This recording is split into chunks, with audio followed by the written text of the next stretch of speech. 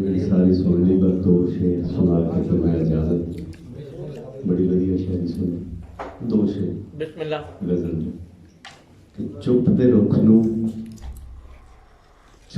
रुख नू चीकां लगन वालियां ने आहा क्या बात है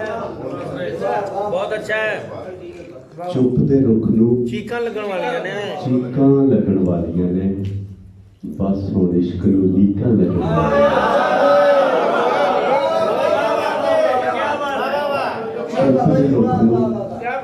चुप दे रुख नू चीकां लगन वालियां ने बस हुण इश्क नू लीकां लगन वालियां ने